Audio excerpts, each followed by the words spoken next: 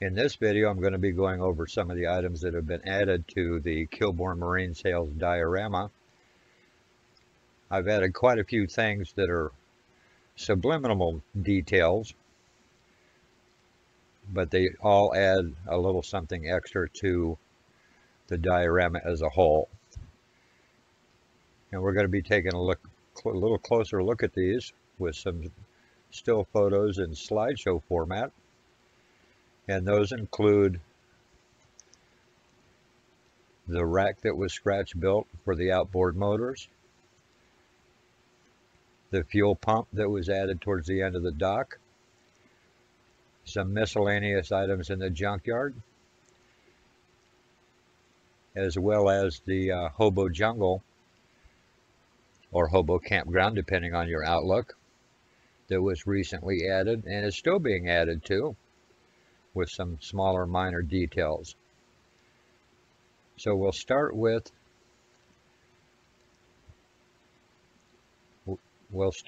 the outboard motor first,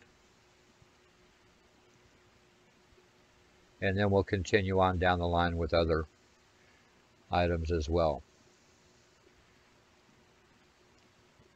So we're going to stop this part of the video right here, and then we'll continue on with the slideshows for y'all. Hope you enjoy the video, and thanks for watching. The extra outboard motors as seen in these photos shows them on their display stand outside of the dock house. The display stand was built with basswood extra pieces that actually came in the kit, so I just kind of played it by ear and mounted them to this stand itself. It came with 6 outboard motors, although there were only 2 boats available with the kit.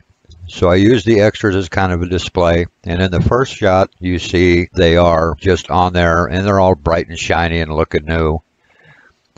In the next shot you'll see that I've weathered them out, and I took this photo long before the paint was dry and the washes were dry, using a few different types of washes. The black wash was the main one to really deepen what looks like oil leaks in usage. And then in the last shot you see that I actually put a US quarter in for scale, just to give you an idea of how it looks compared to something that everybody knows how big it is.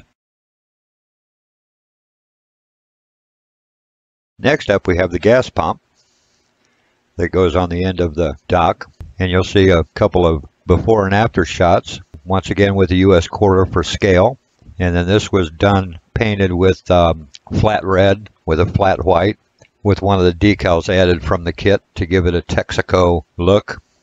This took a little bit of extra time to do, simply because of the painting that was involved with it, as everything had to dry before you could continue on. There is a tiny, very tiny handle that's actually located on the side of the pump that was added to it.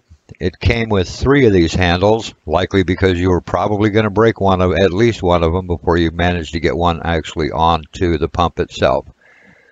And then we have the close-up photos with it installed in its location on the dock. Now next up we have the little junkyard that's behind the dock house. And in these shots you can see that I've added a few just extra items that came in the bag that I'm not going to use anyplace else on the model itself. This is one of those areas that's just kind of out of the way, and rarely does anybody ever add anything to these. They just kind of fill it in with little grassy areas to kind of make it look good.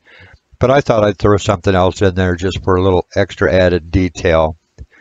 There's an old pallet, some vents, roof vents from buildings that were not used, a fuel pump.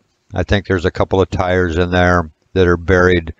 If you look close enough you might be able to see them, as well as a broken boat trailer that actually extends down into the water, which that water has not yet been added because we're still working on it, and that's one of the last things that I do. So that's the little junkyard area, and then we'll be moving on.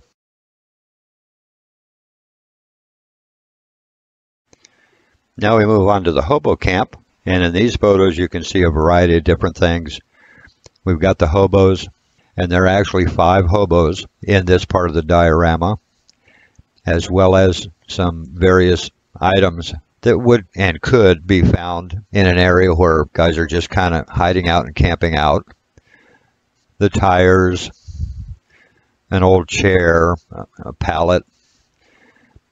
As for the hobos, they came from Woodland Scenics, and they're nicely detailed. And I added a tent for one of the gentlemen, and then just a tarp lean-to type setup for the gentleman that's underneath the Evinrude billboard sign. And these are still a work in progress as I'm still adding to this, as I get little ideas that pop into my head. So that's about it for this video. There'll be more updates to follow. I appreciate you watching these and hope you enjoy it. Thanks for watching.